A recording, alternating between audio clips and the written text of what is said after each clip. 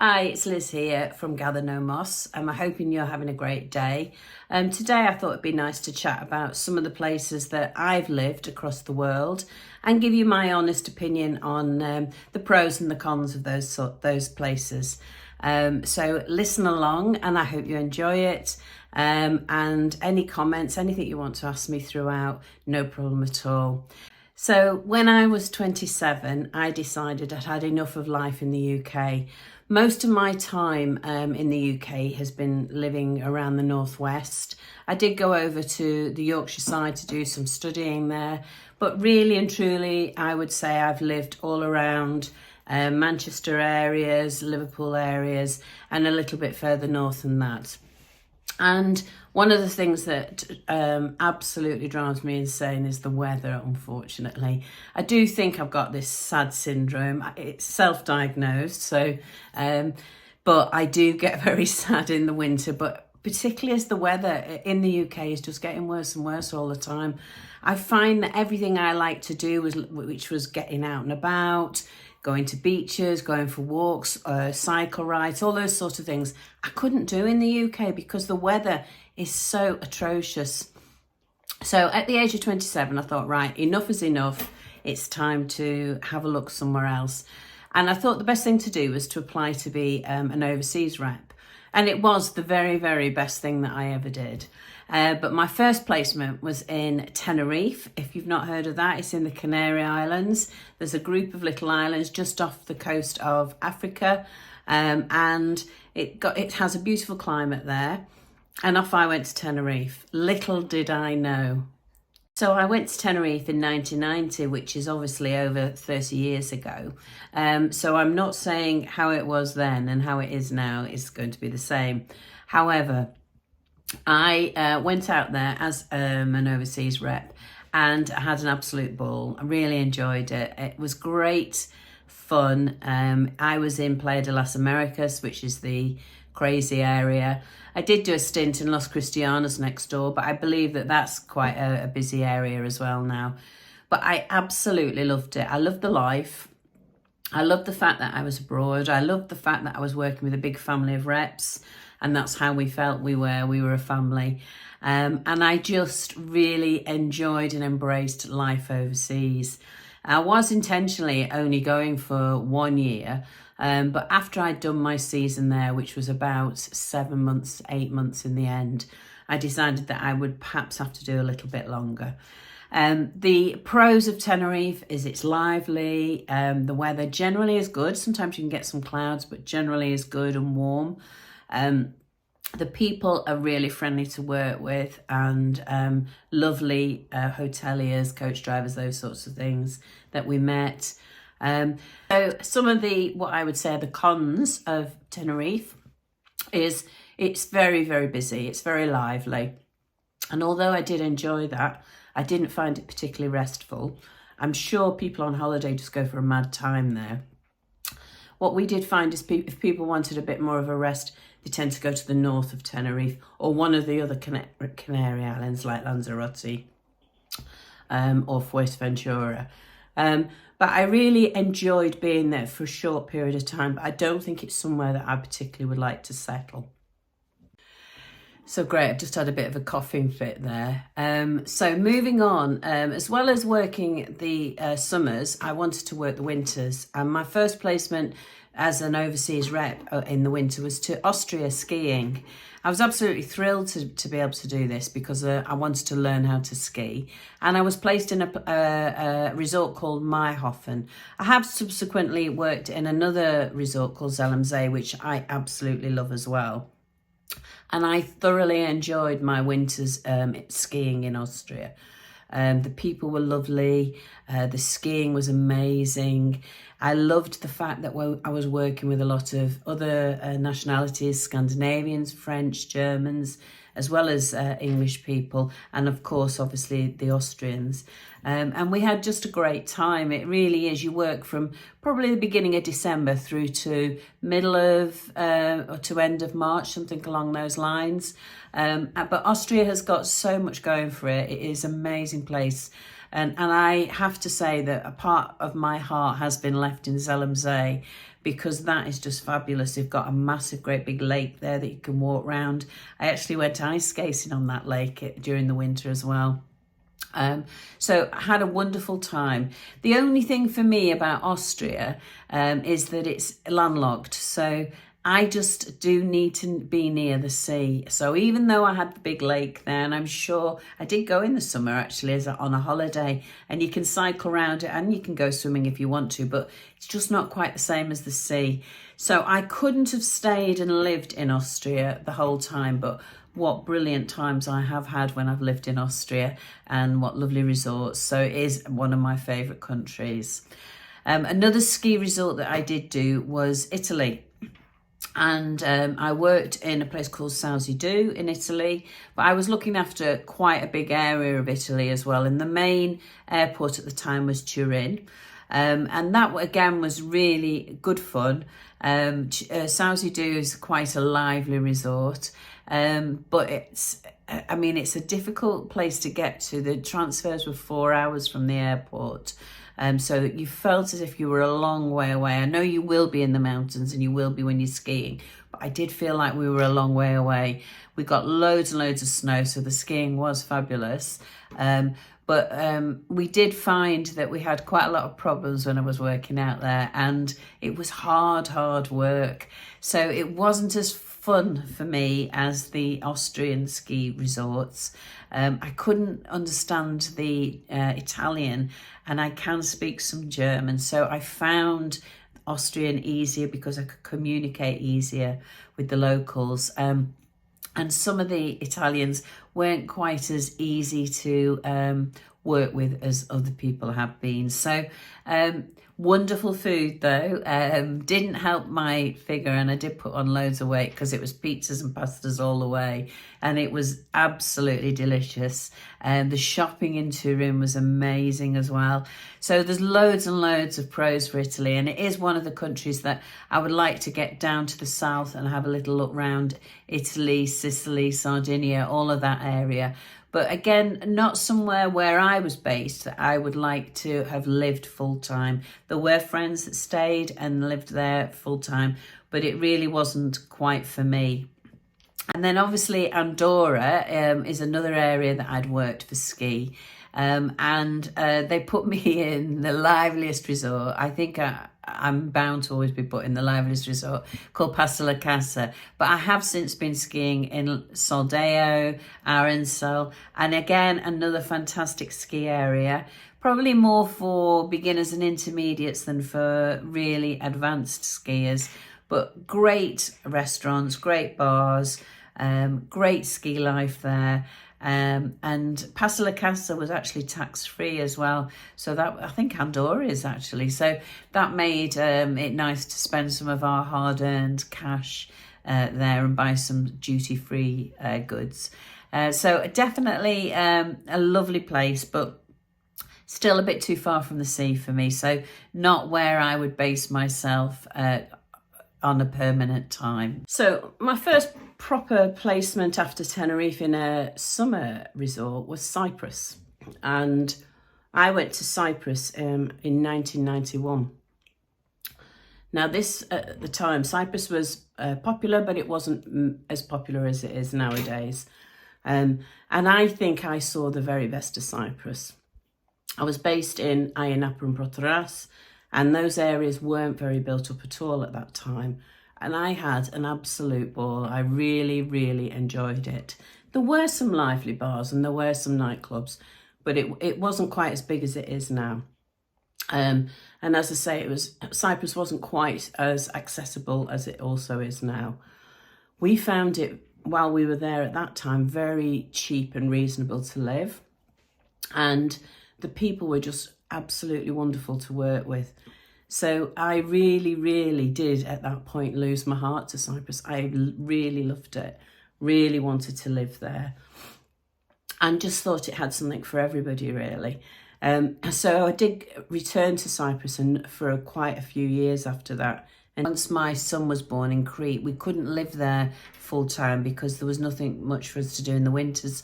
So we decided to move to Cyprus, and I lived in Limassol, which is one of the main resorts. But I still also could get down to Ayia Napa, Proteras. Larnaca was where the airport was, and there was an airport in Paphos as well. So I do know Cyprus really quite well. I've done a lot of travelling around, spent a lot of time there, met a lot of Cypriot people who've been absolutely lovely. But for me, Cyprus, I feel I got the best time out of Cyprus when I was there in my earlier times, when I was repping down in Ayia Napa and Proteras. I really feel that things have got very expensive in Cyprus. There's a lot of other people that have moved there and bought up property, like the Russians and the Israelis, Lebanese. So they can afford bigger prices than we can. And so everything does seem quite expensive in Cyprus. And I have to say, hand on heart, that for me, Greece holds my heart more than Cyprus does, although I have had wonderful years in Cyprus as well. It's just not for me anymore. So another place that I spent a lot of time and absolutely did fall in love with was Crete. Now, Crete is an island in Greece, and as a consequence of being in Crete, I looked after Crete, but then I got the opportunity of looking after the whole of Greece. So I have travelled around quite a lot of the islands of Greece as well. And I have to say, Greece is just an absolutely amazingly beautiful place. The people are, well, they're just wonderful to work with, and they really are very kind, lovely people. And I think there's always, because there's so many little islands, there's always something new to explore and to see. The sea is the nicest colour sea I at the moment have seen anywhere, and that even includes the Maldives. I think Greece, the sea, is just unbelievable, and lovely, really lovely. And you can find little hidden spots still in Greece. You can find places that aren't full of tourists. But if you want the tourism and that sort of thing, you can find lovely bars, restaurants, clubs, if you want that sort of thing as well. So all the islands cater differently for different people. But as I say, the majority of my time, I spent 7 years living in Crete. And Crete is the largest Greek island. It's got loads of history, loads of legends and myths, which I love, all that sort of stuff, but also loads of places to discover. I never felt crammed in Crete at all. I always felt I could go and have a good night out somewhere, have a good laugh, but I could go home and I didn't feel it was all on my doorstep. So Crete really, really did win me over. And we actually tried to live in Crete for a while. But the problem with Greek islands, and in particular for us Crete, was that in the winter, a lot of it all closes down.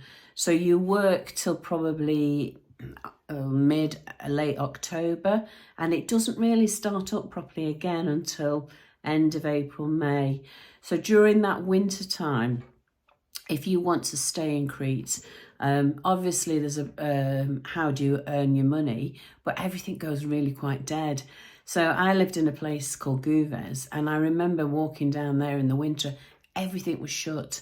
And that's a bit spooky and a bit weird, to think that your main street, everything's closed for a few months. And I didn't really enjoy that as much. I felt as if I was closing down for a few months rather than making the most of my life, really. So it worked well when I was going off to ski resorts, but then when I'd had my son and we were actually looking for somewhere all year round, unfortunately, Crete and Greece didn't fit into it for us. And it's somewhere that, although I definitely will always go back and visit, it's not somewhere I'd want to live because of that reason. I don't like the way it just goes completely desolate throughout the winter months. Now, in 1994, I was lucky enough to go away with two lovely friends to South Africa, and we based ourselves in Cape Town and then did travelling from Cape Town. So we got to see quite a bit of South Africa and do some wonderful things. one of the main things that we did that was amazing was we flew up to Joburg, and then we got the blue train up to Zimbabwe and saw the Victoria Falls, which is just a once in a lifetime. And the other once in a lifetime was sitting on the top of Table Mountain in Cape Town watching the sunset. Not many things bring me to tears that I'm looking at like that. Obviously, emotional things do, but not when I'm looking at things like that. But that sunset did, and it's in my memory forever. South Africa is an amazing country.